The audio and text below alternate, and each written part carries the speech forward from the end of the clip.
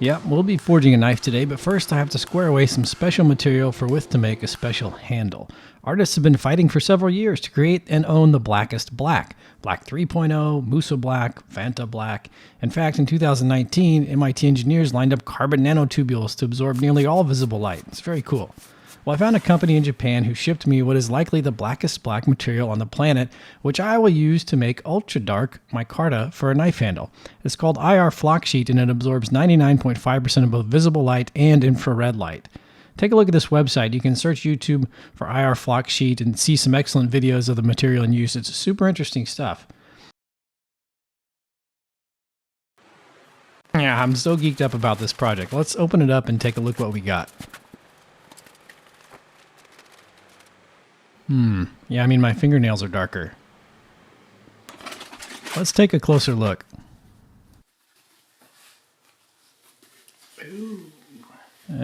The interior has the IR flock on it. I know what flock is, but it never occurred to me for some reason that a product called flock sheet was flock on backing material and not a completely woven fabric. For some reason, I'm not sure how I missed that distinction since the word flock is literally in the name. And unfortunately, our backing material is not ultra dark and will certainly show up in our micarta. So we're going to see if we can remove it and isolate that ultra dark absorbing flock and maybe just use that.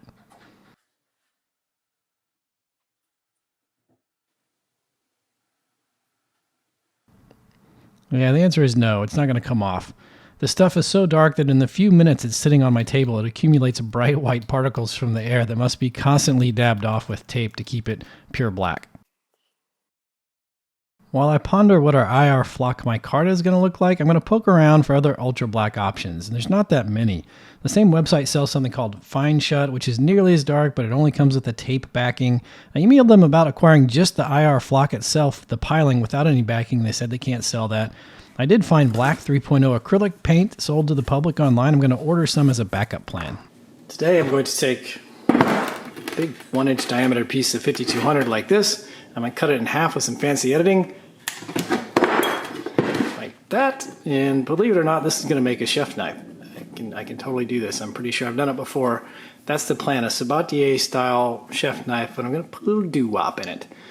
Now, anything can happen with me on the press. I don't know where exactly this is going to end up, but let's get started. I don't know what I'm intending by doo-wop at this point, but I'll tell you what I know about Sabatier style chef knives. I don't know much about that either, but if I have to make something up for, say, a YouTube video, I'd point people to the old vintage versions of these knives that are long and super triangular. They often draw to a point without any curvature in their belly, so that's sort of what I'm referring to here, a triangular appearing chef knife.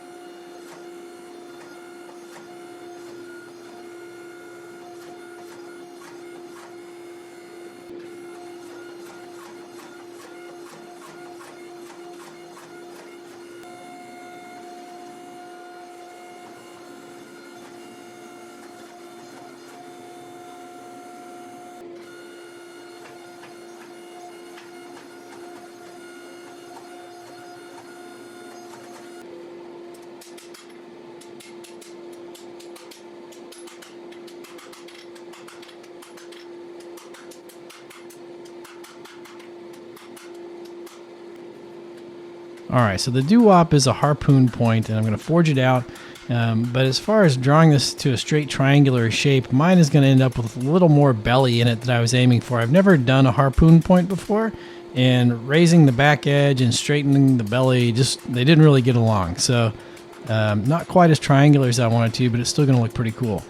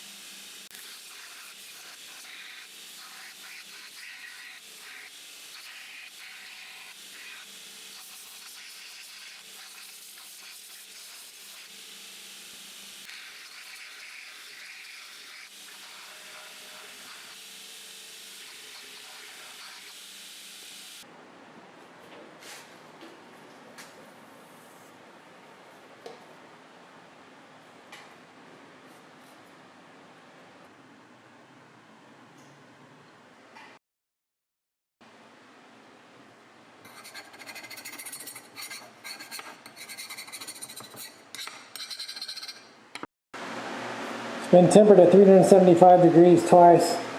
I'm going to do some more grinding here on the side, and then we're going to draw down the spine with a torch.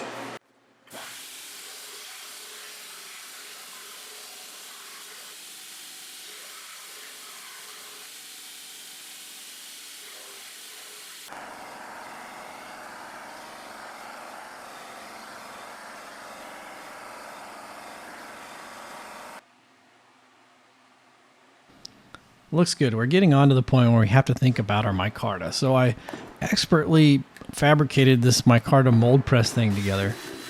It looks really pro. So I decided to spray paint it a little more pro. I've also decided to put an opening in the back to let extra epoxy out so that it's not all trying to force its way out the front. I think we might get more even results. Let's go ahead and cut our IR flock into strips. These dull kitchen shears just aren't cutting it, so I finally figure out that a razor blade and cutting board are much faster. Yeah, I don't make much micarta. I absolutely dread it, and I mean dread it. It's a sticky everywhere type of mess, and mine never really turns out right. All right, let's take a look at what I've wrangled together here to make this as painless as possible. From left to right, I've got my anti-sensory headphones for anxiety, clamps, our mold, marine grade tabletop resin with a 3-day cure and disposable pan, which we're going to pretend is going to corral our epoxy, but you can rest assured half the things on this countertop will be getting stuck together and thrown away with the pan attached. It's just for show. I really hate doing this. Words cannot express. I've been avoiding this for like 3 days because I truly hate this.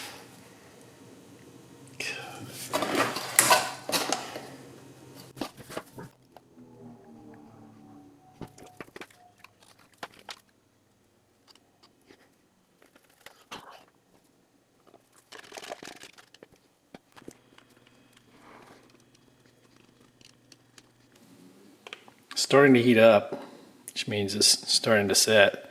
Even though it's got a 72-hour cure time, its work time, I'm guessing, is a lot shorter than that.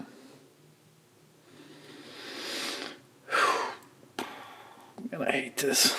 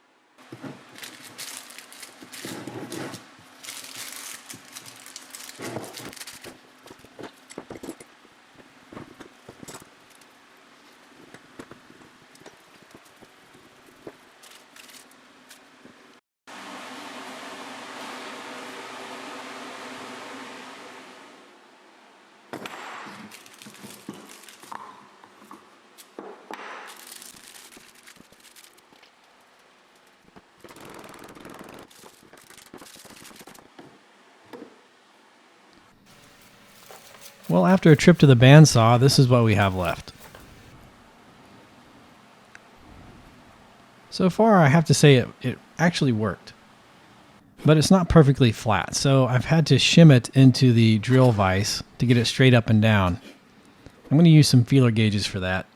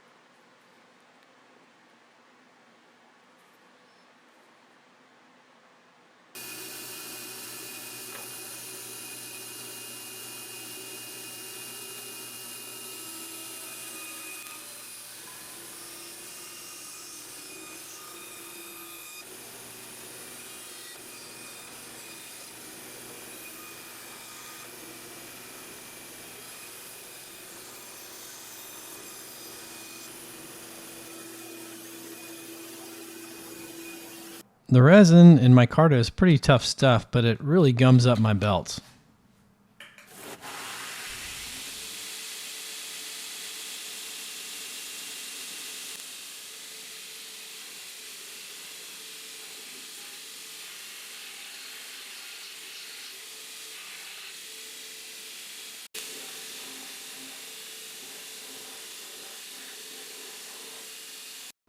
There are no handle pins or fasteners planned because I didn't want to disrupt the pure black of the handle, even though it sort of disrupts itself because of the backing and whatnot.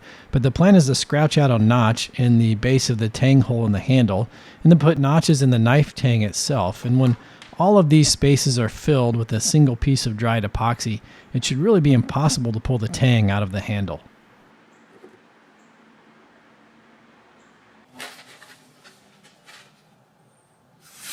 Well heat-treated high-carbon forging steels really take such a keen edge, and it sounds so great. It's got this little ting to it. At any rate, 52100 is no exception. It's probably one of the better forging steels for a nice refined edge. At least that's been my impression. Despite sanding the handle to 1000 grit and then polishing it on a buffing wheel, it still has some rough spots that sort of stand up, and I think that's just the nature of the material. We'll take a closer look at the knife later, but let's move on to our Black 3.0 handle option. Black 3.0 is made by Stuart Sempley and is available on his website, which says this can be mixed with epoxy resin, but it didn't give any instructions, so we'll keep our fingers crossed that we get the right amount. So this is Black 3.0 paint. This is the paint mixed in resin. This is graphite powder and resin. I don't know how well it shows up on camera. I think this is a shade or two darker. I put a fair amount of paint into that resin, and it wasn't very troubled to dry. It cured just fine, basically. So I'm going to put some here in Alumilite. My impression at this time is that you don't have to be that particular with the ratio of paint to resin. We'll see how things turn out.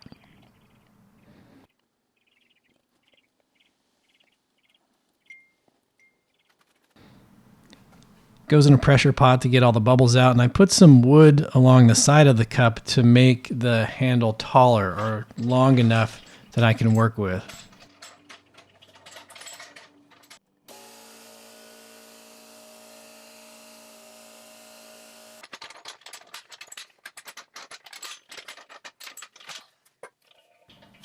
This cured well, but unfortunately the pieces of wood migrated in the pressure pot. It's not going to work. Let's try a couple more. This is another round of Alumilite in a narrower container. This is the same tabletop resin we used before. We're going to see if it works. So these cured in the pressure pot. There's no bubbles, but I'm not sure they got all solid. And I got an owie from the can.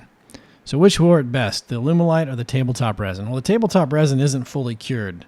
The bottom is sort of falling out of it. It's a goopy mess.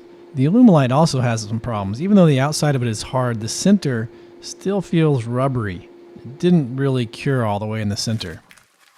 All right, one more try. This one did pretty well. This is more tabletop resin in a smaller mold. A lot of time resins won't cure all the way if they're too thick. At least that's what I read. And then I have a question as to whether or not the acrylic, if it's in the wrong ratio, is interfering with the curing. Despite all that, for whatever reason, this block cured up pretty nice, so we're going to go with it.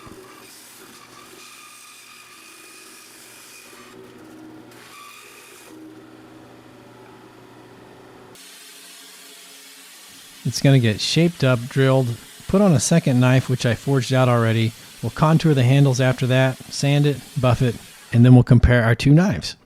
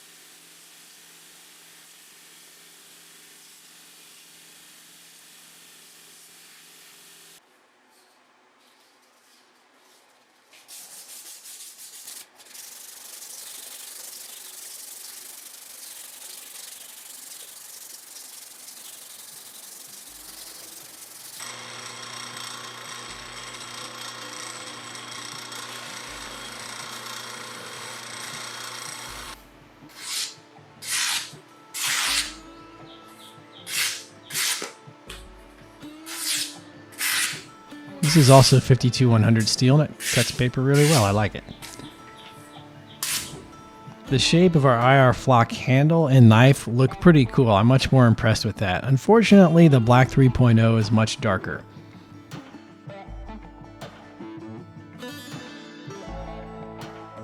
The Black 3.0 handle is darker, but it's not nearly as durable. I can tell by handling it that it's probably going to scuff with heavy use. What do you guys think? Which one looks better?